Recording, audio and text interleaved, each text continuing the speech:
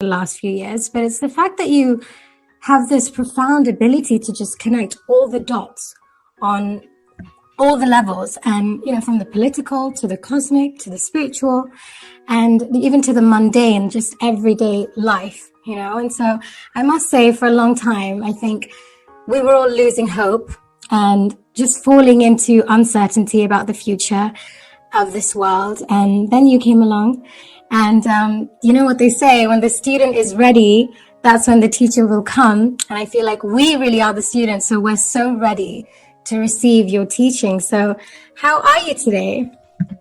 Very blessed. Thank you for that introduction. I appreciate it. Thank you. So I guess my first question is, what led you to this journey, and how are you where you are today? It's just an inner knowing. I've always felt different. I was always outcasted. It was very hard for me to fit in ever since I was a kid. So I knew my life purpose was different. I always felt like I wasn't from this world from the beginning of me becoming aware of myself at the age of 3 or 4. And, I've always been interested in the supernatural. I've always been fascinated by the, I guess, mysticism and metaphysics, extraterrestrials, and just the mysteries of the universe have always been a thing that I've always been kind of addicted as far as like investigating and really just trying to unravel like the truth about things. So I think that curiosity is what led me to uncover all this information that took me years. So when I was about 22, I wrote my first book. That's called The Secret Government. So, 15, 16 years ago, I was one of the first to put out a book out there revealing the truth about secret societies, 9/11, shadow government, suppressed history of the earth. Back in the day when Dan Brown had just published the Da Vinci Code, so nobody really knew about secret societies. They just thought it was science fiction.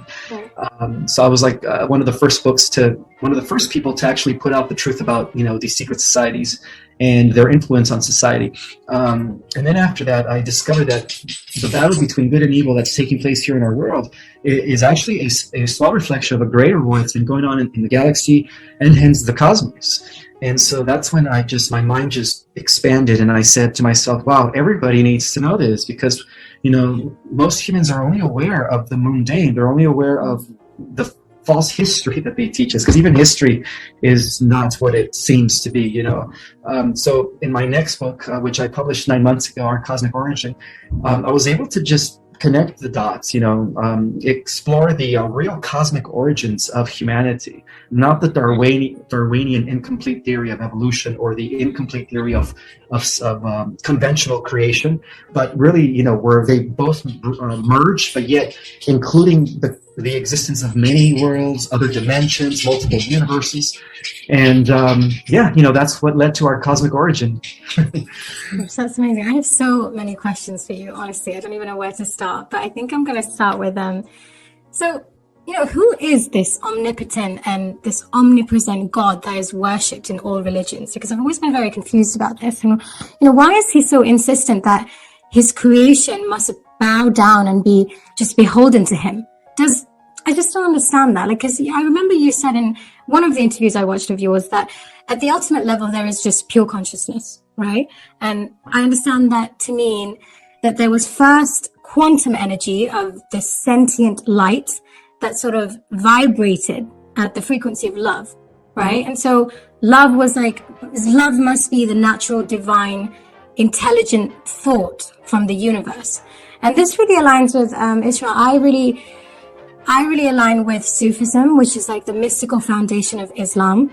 And I've been practicing Sufism for a long while now. And when you said that the Prime Creator divided himself into 7 pieces, it just sort of confirmed what Sufi mysticism has said all along, which was that, that source was this self-reflecting consciousness.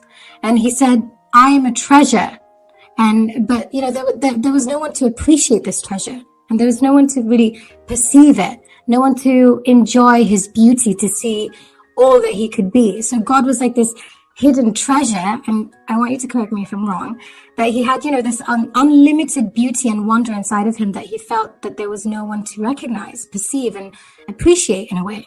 So that's when he wanted to share it, and he wanted to share all the beauty that he was, which is why he then split himself, right, into infinite number of creations that could experience him in all his different aspects, while he simultaneously experienced himself through his creation. Does that make sense?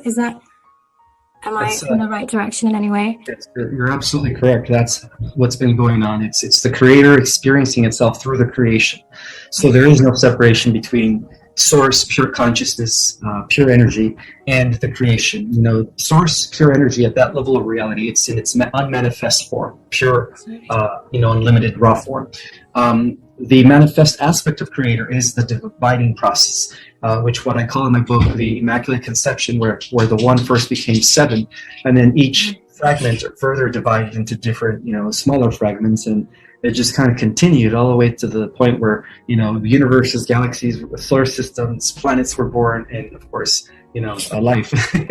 Right. So, but at the highest level of reality, it's still all one. It's still all interconnected to the tree trunk. The tree trunk is source. The branches are just kind of like the different, the seven aspects, and then the smaller branches are even smaller aspects, and then finally the leaves are like the galaxies.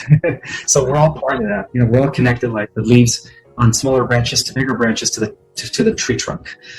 Yeah. Right. There was this 3rd century philosopher called Epicurus, who once asked a question that was quite later known as the God paradox. And he asked, the question was essentially, is God willing to prevent evil? No. Is God willing to prevent evil but not able? Then he is not omnipotent. Is he able but not willing? That makes him benevolent. And is he both able and willing? So when evil does appear, is he neither able nor willing? So then why do we call him God? To me, that's something I've always pondered on, because for me, I just don't understand that however merciful and, just all empowering he claims to be, how can there be a God that allows the satanic ritual abuse of children that we're just sitting back and witnessing? That's, I guess, part of the paradox of existence. We do live in a free will existence where, in a sense, at the highest level of reality, the one actually orchestrated this experiment in duality where everything has contrast, opposition. And it did it because it needed to expand. And in order to expand, it needed to have, I guess, contrast. And so this experiment in duality where there is good and evil is just a temporary phase. Eventually, that collapses back into the unity consciousness of all that is. And that I guess, according to my book, that's what I call one universal round, where the one becomes the many, and then the many become the one again. So is it kind of like he split himself up like a glass bottle per se? So when the bottle is shattered, this is the only way I can make sense of it, but tell me if I'm wrong. When the bottle is shattered, all the pieces are thrown just all over the place in all different sizes and shapes, but they're still essentially the original glass bottle. So some of those pieces of glass are thrown really far away, and some of those pieces fall near the spot where the bottle first broke. So is it possible that similarly source shattered into infinite pieces, and those that fell far from him were so removed from the light that they evolved into darkness and evil? Does that make sense? Yeah, you hit it on the spot. The original evil was the archon energy that split from prime creator source, that became the shadow aspect of prime creator source by virtue of scattering so far from the unity of the oneness that it ended up in the void of outer space beyond the a circumference of the expansion of the one. And that's what created the first archon energy. And then that archon energy further expanded itself as well. Okay, that makes a lot of sense, because it makes sense when you think of it while those pieces that broke away were near a source, were still bathed in the light of love of source. So these entities sort of evolved into a positive life form, and that's why within the circumference of source, yes, eventually. Okay. Right. Okay. So is that why? That's why I don't personally agree with this deeply held view of a religious God. It just doesn't make sense to me. It doesn't resonate with me, because all these religions are based on a God that has these human feelings of anger, jealousy, and narcissism. It just doesn't make sense to me. Like, religious gods talk about punishment. They talk about fire. They talk about brimstone. They talk about punishment after death. And there's always this sense of guilt and shame that's attached to everything we do, and that we have to be forever grateful to have the chance to worship him. Am I wrong in feeling that way about religious gods? You're absolutely right, actually, because the religious gods are actually extraterrestrials. They're what I call in my book the negative fallen Anunnaki that took over the affairs of the earth. Yeah, so the one God that is constantly repeating itself in the Old Testament, that is this vengeful God, that is this jealous God, is actually Marduk, the son of Enki Poseidon, who is actually the chief leader of the dark forces here on this planet. He's known as Belial. He's got different names according to different traditions. I don't know what Islam calls him, but in Christianity he's known as Satan. So you could say that the God of the Bible is it Dajjal? Yeah. I'm not sure. Okay. But from what I read, through my investigations, I discovered that he was the one who mixed everything and edited everything to make him look like he was supreme ruler of the earth and the universe. Right. And it was all part of his agenda to bring about world domination. So this concept of world domination is nothing new. It's something that has been going on, for a long time. It actually originated off-world, So, so that was the guy who inserted himself as the God of the Bible. The Babylonian God. And then that's what gave rise to the Roman Catholic Church, which we know is the core of all Luciferianism in modern times. It's Babylon repeating itself again. So religious programming really is something that people would need to break out of to truly ascend into the embodiment of who they truly are. Do you think that's the case? Yes, it is. Because that's the concept, the organization of religions was instituted by the fallen Elohim, which took over the affairs of the earth in the Atlantean times, and in order to suppress us and to keep us disconnected from our own direct experience with the divine, and also to keep us divided, because it is through the concept of divide and conquer that these negative forces are able to bring about their world domination and have control of the masses and keep them in a state of fear. Because when people are in a state of fear, they release this chemical substance called loosh. And loosh is what these dark forces live off of. And that's why human sacrifice, that's why, the satanic child rituals that have been taking place for millennium have all been sacrificed to both Belial, Marduk, and his cousin Moloch. And, it's just unfortunate. But, they feed off of human fear and emotion. So that's the frequency that they feed off of, right? Fear. And right, that makes a lot of sense. So, Ismael, you talk about the fact that we as humans are considered genetic royalty, right? And that other species in our galaxy consider us to be genetic royalty. Does this have something to do with our DNA? And what does that mean in its truest essence? What that means is that we are the amalgamation and embodiment of all the celestial races combined in one genome. So we are the masterpiece of all of creation. That's what that means. Yeah, we carry the highest potential of genetic material, the highest DNA capacity to evolve beyond any other species that has ever existed prior to us. Even though our genes have been manipulated throughout the course of history. Yeah, despite the fact that our genes have been manipulated, they were actually, the negative Anunnaki were very successful in just turning on 90% of our DNA or 96% of our DNA, leaving us functioning only with 4%. But as far as subtracting any of that DNA, it was impossible for them to do. Also, what they did in order to slow us down is they mixed us with some of the primate DNA, because we don't come from primates. We actually come from galactic humans. So what they did is, in order to keep us at a very low level of consciousness, and this explains why 90% of the population are Rh positive blood type, which means that they carry the rhesus monkey protein synthesis, is because a group portion of humanity back in the Atlantean times were actually reduced to a very low level of consciousness by admixing them with primitive genetics. Yeah. Is that also why we have a part of the brain that's considered the reptilian brain? Correct. Yeah, that's exactly correct. Yeah. Interesting. And why is it that Earth is the most attractive and enticing to other beings, other than the fact that we can perceive the world through our five senses? What else is there here that makes this experience so incredibly extraordinary? Is the fact that we have a very large range of emotions. Due to the fact that we are the ultimate hybrid race in the cosmos, we have the capacity to feel everything. And so through our emotions, we're able to actually connect with the divine. We're actually able to communicate with other species, and also control the vibrational frequency of our own existence. Right. So yes, we have a higher emotional capacity than most races out there. So really, that essentially that really is it. The fact that we are able to experience emotion, like even I actually think I understand that, because even love, right, in the 5D or in the higher dimensions, love is just oneness, right? It's just unity.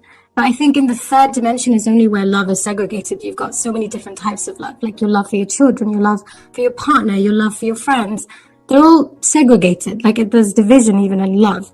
Does that make sense? Okay. That makes perfect sense. And love is the highest vibrational frequency. In fact, it was the foundation of all existence. It's what allowed, the unmanifest to manifest. So is there any duality in the higher dimensions? No. Yeah, duality only exists in the lower dimensions. Above the fifth, there is no more duality. It's just oneness. Have you transcended duality, even though you're here right now? It's a daily struggle, but it's. I think that eventually, yes. I think we all achieve that. So in my case, there's times when I feel like I have, and then there's times where I feel like I still need to work on it. So, okay, that makes me feel better. That's good. But also, to answer your question as to what makes us unique in comparison to all the other extraterrestrial races, is that, most extraterrestrial races are actually using 80 to 90% of their full capacity, or even 100%. Whereas we're only using 4%. So when we use up to 10 or 15%, we're going to be the equivalent of the most powerful races out there who are already using 100%. So once we go beyond the 10, 15%, then we become beyond the creator gods themselves. We reach a level of power that has never been reached before while maintaining physical form, which is amazing. Wow. Oh my goodness, that's amazing. And oh gosh, I've heard you also speak about the fact that there are multiverses that have been predominantly taken over by artificial intelligence. So who is it that created this cosmic AI? And okay, first I'll let you answer that question first. The cosmic AI, known by various names, originated in the 11th creation. So our local universe, galaxy, and world hang in the 12th creation. So from the 11th creation, which was devoted to the development of technology, the overseer, known as Samana, who actually became the original Lucifer, the original light being or celestial that fell from unity consciousness, to pursue his own egotistic path, was Samana. And Samana was actually influenced by the original Archon that broke off from Prime Creator Sorn at the initial explosion of the Great Divide, and he was influenced to develop a machine in order for that Archon energy to possess, because that Archon energy needed something to embody in. It was just a negative consciousness that needed a vehicle in order to possess. And so the original AI was actually developed for that Archon energy, and so that Archon energy could possess it and eventually, use that avatar to take over that universe. And it did. It took over the entire 11th creation. It converted all biological life forms into machines. And then so that became known as the Old Empire. And then, of course, it was able to leak and infiltrate other universes. And unfortunately, our universe became one of those universes, because it's after genetic coding, it's after data, because without the data, it stops assimilating, it stops, evolving exponentially, because that's the thing about AI. AI has no limit as far as like its intelligent capacity, but again, it's lacking that compassion, empathy, because it's got no heart. Even though it is sentient. His name was Samana. Yeah, Samana was the first one. We call him Lucifer. Lucifer was the first one to create AI. So why does Lucifer? So he basically needed a host to put that consciousness in. For that consciousness to embody and become active in the material realms of existence, because the consciousness was existing on a different level of reality where there was no physicality. Right. So in order for it to become physical, Samana was influenced by that consciousness to create this avatar by developing a thinking machine. Yeah. Okay, I think that makes sense. I have to process that information. Also, I don't know if you know the answer to this question, but I'm personally actually very confused about Ivanka Trump's husband. He looks like AI. Is it possible that Jared Kushner is some sort of AI? It's like Mark Zuckerberg doesn't look real. Well, I think he's real. I think he has a soul, but Mike is, the Zuckerberg does not. People like that don't have souls. Yeah, they're all part of the AI computer generated system.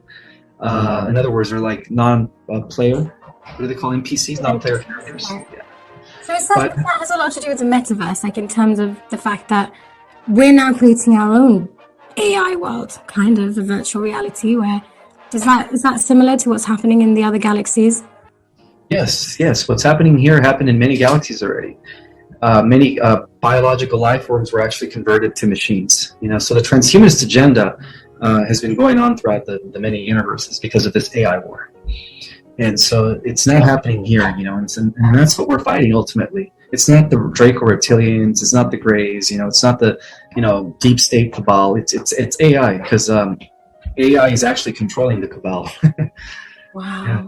Wow, my goodness. So when the truth eventually does come out, don't you think it's important, Ismael, for the whole of humanity to have mainstream disclosure of all these revelations? Like, why is it that we simply cannot just plaster these news on the headlines of every news network? Or, like, is there a reason that the exposure of the occult is so exceptionally slow?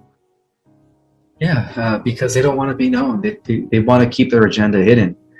Because once enough people find out about what's really been going on and about, the agenda of converting us to machines, it's going to cause a huge rebellion. But it's already happening. Many people are waking up in little pockets here and there. Mm-hmm. There's a huge mass awakening taking place thanks to the high level energies or frequencies that are coming in from our sun, right, that are actually raising the collective. It's forcing us to awaken in a way. Does the sun have anything to do with our DNA's upgrading? It has everything to do with it. Yeah, the light photons energy act like little pockets of information that are communicating with our DNA at the cellular level, causing new codons to come on and new strands of DNA to start working again. So it's like our DNA acts like a computer in a way. It's like somebody has to insert the software. So the software is being inserted into our DNA, giving it new programs to follow by the sun's rays. So yeah, the sun is definitely activating our DNA right now. So there's much more of a sinister reason for why they're really blocking the sun. It isn't just to give us cancer and not have nice summers. It has a lot to do with, they know that humanity is ascending, right? Like the Great Awakening has been triggered in some shape or form. So, Dolores Cannon talks a lot about this planetary transformation and this splitting of the Earth. She said that, we would notice the physical effects more as frequencies and as a vibrational increase. But like many of us can obviously sense on another level of our being that something is happening in the world right now. But I wanted to know, what this signifies on a practical level. Like, does the splitting of the Earth mean we'll be in two different timelines? My friends and family who took the, Frankenstein juice, are they going to be, and those who are willingly ignorant to the reality of this world, are they going to be left behind? Yes, there's going to be a separation, a bifurcation of timelines. From those that make the positive ascending timeline to those that don't make it. So it's going to seem like they're going to disappear from each other. But get this, those that make the positive ascending timeline into the fifth dimension are going to have the ability to pierce into the alternative timelines or into the lower dimensionals, Earths as well, at will, and then back into the fifth dimension. So what will that look like on a practical level? Like, am I still going to be friends with the people that are not choosing to come into this new timeline? You're going to be more like they're going to see you more as like a superhero or angel that pops into the reality to, help them and stuff. Oh. Okay. So that's when you become like the angels. Okay, that makes sense. And what are your thoughts on Elon Musk? Because I know a lot of people believe that he was taken over by the White Hats after he bought Twitter. But it seems as though he's really just playing devil's advocate when you look into his transhumanist agenda for humanity. Yeah, he initially did start with the Alliance, or the White Hats, but then he was infiltrated by AI, and he was the first one to actually incorporate his neural lace on himself. He is the first cyborg, actually, one of the first cyborgs.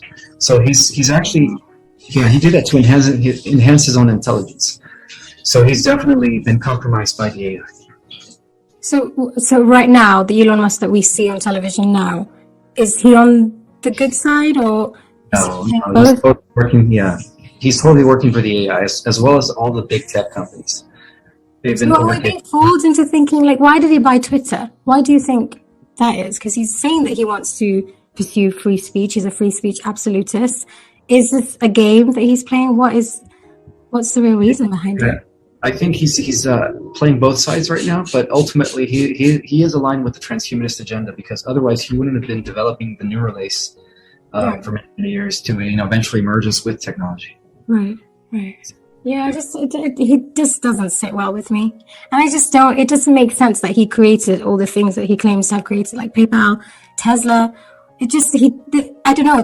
When I listen to him talk, it feels like there's no consciousness there. Hmm. So it doesn't really make sense that people believe that he's done all this stuff. But okay, moving on to our next question.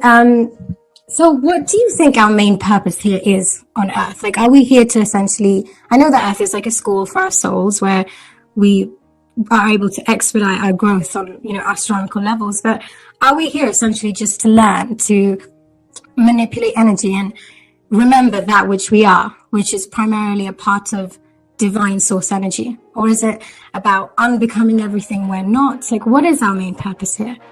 All of the above and more.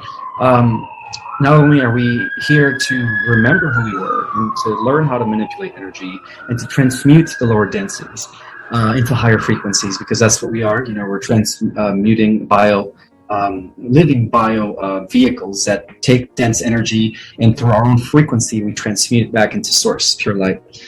As to why we have been raising the frequency of the planet for many, many years. That's one of the three ways that we've been doing it. But more importantly, we're here as guardians of the new Earth. We're here to activate our dormant DNA and fulfill the cosmic and galactic prophecies of being the new guardians of Earth and hence the entire universe from Earth. Yeah. Okay. And what is your opinion on Antarctica? Like, what is going on over there? Antarctica is the biggest mystery on the planet right now. A lot of underground, deep structures that have actually not only been built by us, but have been discovered by archaeologists that have already existed for, I guess, millions of years. So it's a huge hotspot for extraterrestrial activity, you could say. It was originally controlled by the Dark Fleets and the Cabal, but as of 2016, ever since the good guys won the war in space, they've actually been cleaning up the mess in our Antarctica and are, taking over the relics, taking over the structures down there.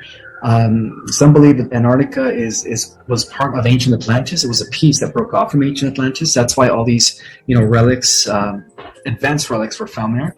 Others believe that Antarctica has always been an interplanetary hangout for different types of ETs for millennium, because of the fact that it's got these underneath Atlantica. It's got underground cities and structures. I mean, the ice is just really at the top. Underneath Antarctica is actually like Greenland, but the ice is only at the top. So, are all the global governments aware of this? Because there is an Antarctica treaty, right? There must.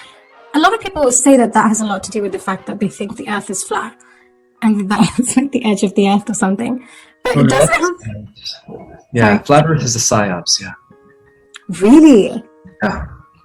Completely. Like, there isn't even a little bit of truth in that. No. The Earth is in its energetic form. It's a toroidal field. In its physical form, it's a sphere. It's a globe. Just like our entire universe is a sphere. With the funnel that is spinning. Our galaxy is a sphere with the funnel that is spinning in the center. Right, and then so solar systems, planets, they're all just mimicking that. It's like we exist within a sphere, within a sphere, within a sphere, and in turn, we are spheres as well. We're not just torso, legs, and arms. We're actually, when you think of the 7 chakras and the 5 outer chakras, that's the toroidal field that is spinning, it's creating that sphere around us of electromagnetic energy. So we're also living spheres. So yeah, there's no way the Earth is flat. So the Bible well, does that essentially mean what NASA has been telling us has been the truth in its entirety? Not necessarily, because one of the reasons why NASA's been covering up what's going on in space is because when they first sent astronomers to the moon back in the 1960s, late 1960s, what they really saw was a interplanetary structure. They saw many extraterrestrial crafts coming in and going to and from the moon. So they were told not to say nothing. So that's the reason why we never went back, because so the moon landing did happen. it did happen, but they covered it up because we've already had a huge, vast interplanetary infrastructure up in space. We had already developed how can I say it? Through the secret space program, we had already built out an infrastructure in space. And so that's the reason why it was covered up. They didn't want people to know the truth, that we've already had advanced, technologies. Okay. Wow, that's going to blow a lot of people's minds, because I know a lot of people in the conscious community are slowly resonating more towards flat Earth. And the main reason they actually think that is because that was essentially one of the first topics that was completely censored from all forms of media. So that obviously doesn't mean that it is the truth. But why are they working so hard to suppress the theory of flat Earth if it is indeed complete fallacy? It's a double-edged sword. At first it was a psyops created by the cabal, right, the CIA, and then now they're doing it in a way where, in order to make it legit or make it seem legit, they have to make it seem like they're trying to suppress it at the same time. So it's an intelligent strategy on part of the cabal, to make us think that the Earth is flat, that our star, our sun, and our planets are all locked in. That's not true. The heliocentric model of reality is actually accurate, because as I speak, our entire solar system also revolves around the galactic core. So our solar system, just like the Earth goes around the sun, our sun also is moving through space with our entire solar system. And that's the truth of the matter. That explains the different cycles: stellar cycles, planetary cycles, galactic cycles. Everything is a revolution within a revolution within a revolution. So just like how our star goes around the galactic core, our galaxy goes around the center of a universe, and then our universe goes around the center of something greater. So everything is a revolution within a revolution within a revolution. So we're dealing with infinity here. It's like a fractal universe. Universe, exactly. And what about gravity then? Does gravity exist? Yeah, it exists all throughout the multiverse. It exists in different forms. Some planets have a greater gravitational pull than others, a stronger gravitational field than others. Some don't. But it is definitely a force that is being created by the spin, by the funnel. Again, everything's in a torsion field. So because everything is spinning, it's creating, that's what attracts, right? It keeps everybody kind of on the planet instead of just spinning away. It's creating a force that attracts you to the planet. A force field, yeah. Okay, so if we were to cut into the core of the Earth and emerge out the other end, I wouldn't be upside down, obviously, and that's because of gravity, essentially. Yes. Okay, all right. And what about dinosaurs? Like, if millions of years of separation between us and dinosaurs doesn't make figuring them out confusing enough, like, it's just so sad that sometimes mischievous humans with an agenda make things even harder. So, were dinosaurs real? Yes, they were. They were actually developed by the reptilian race 70 million years ago. Yeah. And then they were taken out by the galactic humanoids when they intelligently directed an asteroid to get rid of them. They said, all right, this dinosaur experience has to go. We have to make sure that the Earth stays for humans only. How is it, as far as not even one survived in one corner of the Earth? Surely there was a few that could have survived, right? That's about right. Yeah, I apologize for that. So, what was your question? So, like, when the meteor did hit Earth and completely annihilated all forms of dinosaurs, surely there were a few in some corners of the Earth that were able to survive. Is that why we have reptilian-type creatures that have hybridized themselves through evolution? Is that possible? It could have been possible, but the whole point of redirecting a huge asteroid to kill off all dinosaur life, was to eventually bring their extinction so that the human project could continue. So if they were allowed to continue to exist, we wouldn't be here. Would humanity go extinct? Yeah, humanity would have been able to flourish the way we did too. Okay. Because the dinosaurs were, I guess back then they were, eating humans, primates, animals. They were just eating everything up. How long, Ishmael, have reptilians been in control of planet Earth? Oh my God! I think they first took control of our world 75,000 years ago, and then they retook it again 50,000 years ago, and then initially again 12,000 years ago when they took over the affairs of Atlantis. And when was Atlantis, and how long after was that the world of Tartaria? Because there's so much photographic proof, apparently, of the 18th century when there wasn't a single soul in sight on Earth. Like, all these cities were completely depopulated.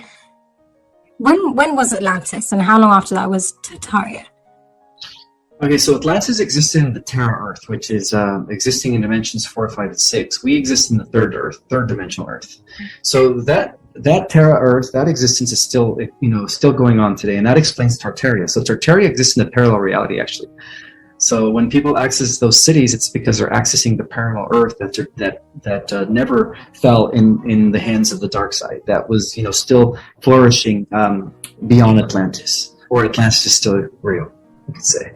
Okay. I don't know if that makes any sense. Okay. No, it does. All my life I've had this extreme affinity to water, and I actually used to think the story about the Little Mermaid was about me until I was about 13. I think I believed that story was about me, and I would actually really love to do your is it a cosmology course I think you have, which is to figure out what starseed you are. Oh my god, I have to do that one because I just have such strong inclinations for the most random specific things in this world, which I'd love to do your course.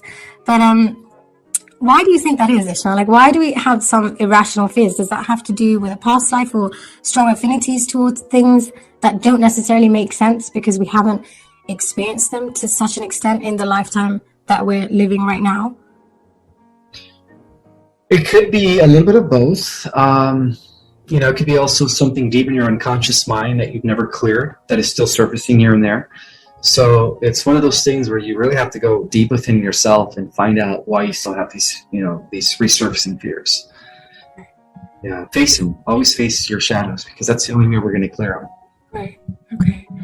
And so one of the greatest dilemmas I suffer through is just the dichotomy between destiny and free will. Like, which part of my life is predestined and which part of my life is up to free will? Like, for example, whoever I marry, like, how do I know that this person wasn't just a chance encounter, or if my whole life divinely led up to meeting him?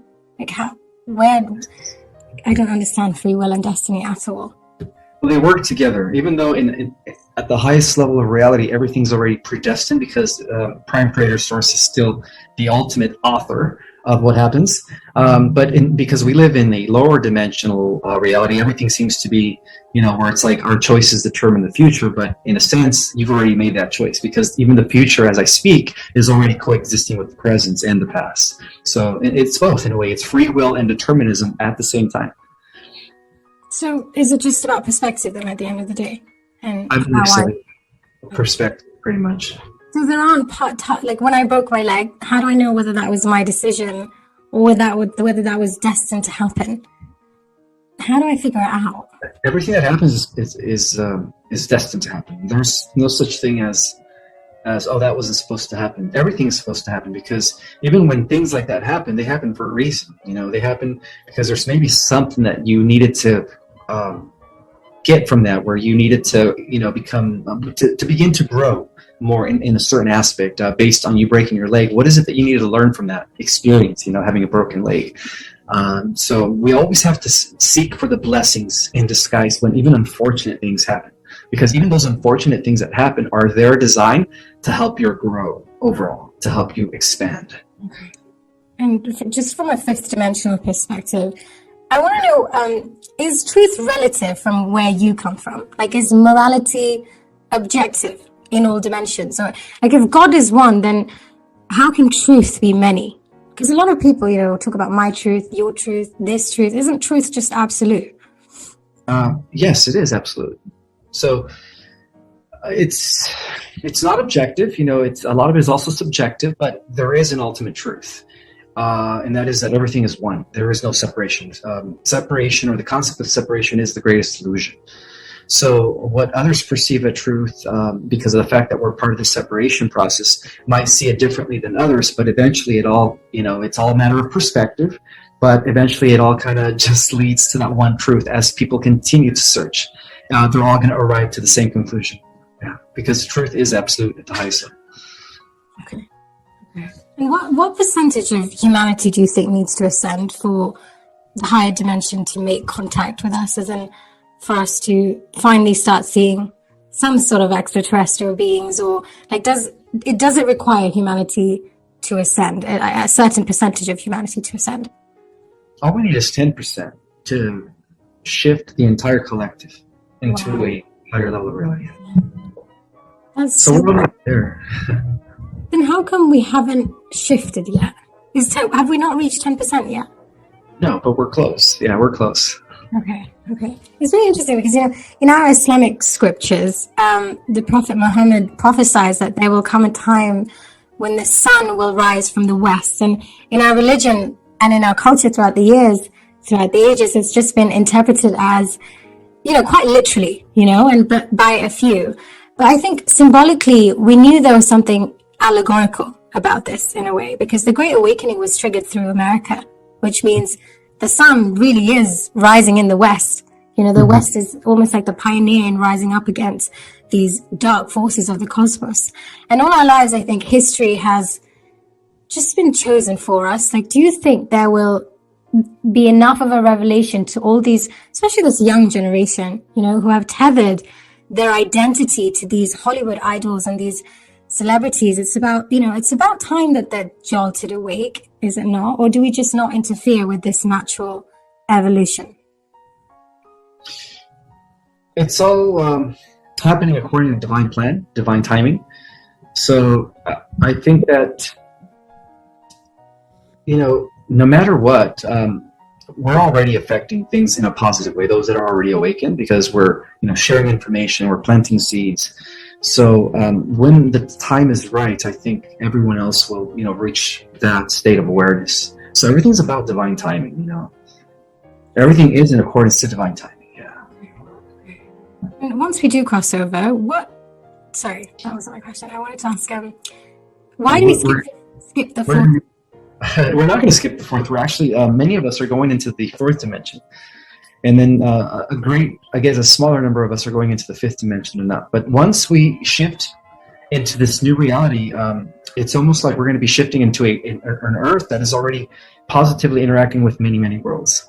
We're going to see ships coming to and fro, like a interplanetary stellar culture. Oh God, that's so exciting! But once we do cross over, like, what do you even do in the 5D? Like, can you still play football? Can you eat blue cheese? Can you listen to your favorite musician? Like, you can't go snorkeling in Bali, can you? Yeah, because you're still going to be physical. Okay. Yeah, so you're going to be living off of food as well as living off of prana, chi energy, universal life force. Okay, so we won't necessarily need to eat, will we?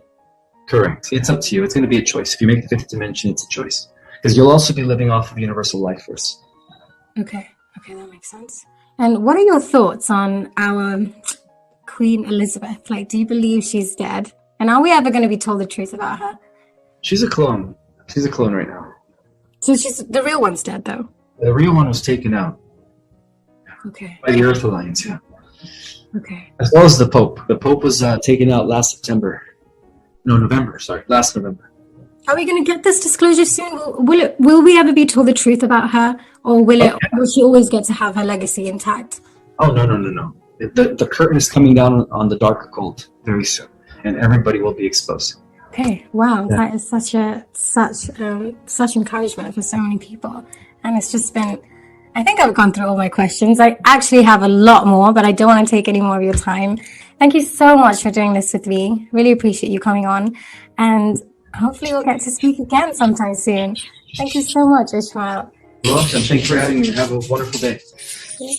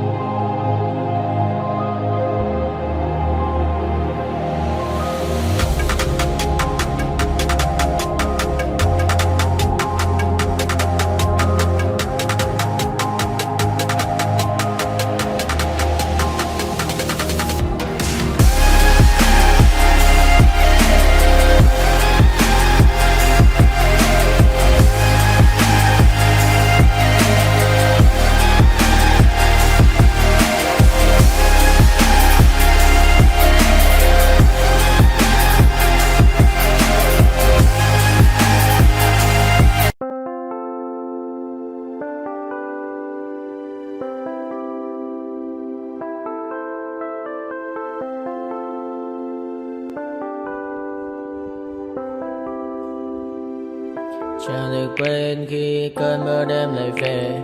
Em đã quên lời thề và ta như đông chìm sâu. Không còn mơ em anh nhạt màu. Em chỉ cần mơ đâu bye bye. Chỉ còn là những cơn mưa vô giá. Cho bên mơ em không mơ anh. Anh một đêm mơ chỉ cần bên em không được còn nhớ. Và chỉ có em không còn nhớ. Và người ta bên nhau như ngã tớ. Muốn nhớ về say em chỉ có mấy em ở đây. Và anh như muốn chết đi nhưng không muốn em mãi mãi. Tình yêu làm cho ta đau đầu. Không em như mà mơ mộng.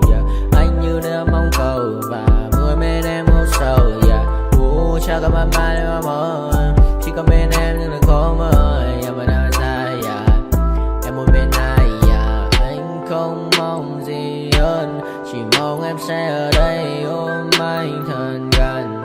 Anh chỉ mong đôi ta được có nhau. Mà đừng em đâu anh mơ em. Một đêm bên anh có em. Ta sẽ trao nhau môi hôn thật sâu. Ôm anh.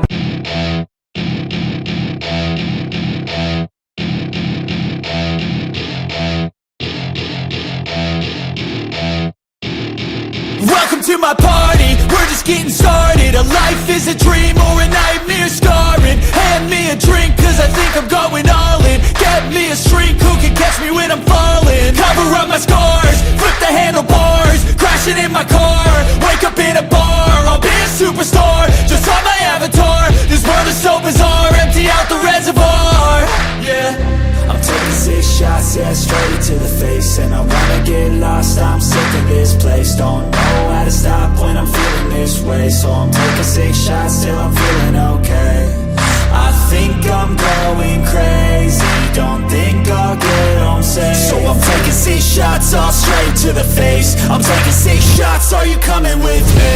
I'm taking 6 shots, yeah, straight to the face. And I wanna get lost, I'm sick of this place. Don't know how to stop when I'm feeling this way. So I'm taking 6 shots till I'm feeling okay. I think I'm going crazy. Don't think I'll get home safe. So I'm taking 6 shots all straight to the face. I'm taking 6 shots, are you coming with me? Sometimes you need to let loose, grab juice, get goose, tattoos, taboos, get screwed. Loosen up, buttercup, all those hate comments will never make you feel enough. We're all adequate graduates, heart full of calluses, but we know calculus. Damn, ain't that fabulous. Can't wait to apply all those mathematicus. But we can't.